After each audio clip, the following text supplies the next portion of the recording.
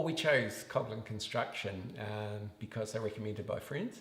It would be fair to say that neither of us were necessarily looking at going through a build process, but honestly we're told by friends who had just been through the process that he made it very, very easy. Well, Pat made it very, very easy. Once we had our initial design from our architect, he had a once over and gave us some feedback as well from a builder's perspective. So that I think was really helpful. He did, so when and he also helped us bring in an architect to begin with that he'd worked with before.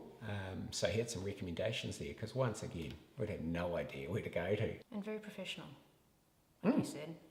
Contractual, Professional, everything was but very relaxed. professional. Yeah. As Richard mentioned earlier, we didn't really know what we were doing. We'd never built a house. We had no experience in what was expected. And essentially Pat and his team held our hand through the whole process.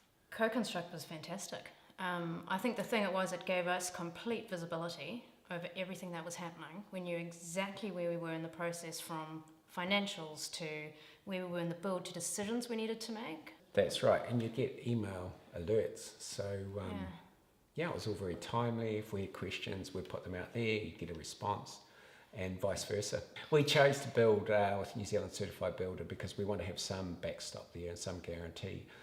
The funds are getting used for what we wanted to.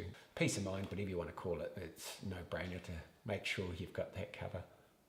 They spoilt us actually. When we had to start using some other people, and then we suddenly realised actually the service that Pat and his team had offered us. And I think also just the general craftsmanship is fantastic, both from Pat and his team and the people he uses. I mean, the craftsmanship I thought was superb. And since we've moved in, it's been a very low maintenance house. We haven't moved in and had issues. We've moved in and actually been able to live in it, because when Pat handed it over to us, and we were pushing it on the time frame in the end, but when he handed it over to us, it was completely livable. We didn't need, it was all done.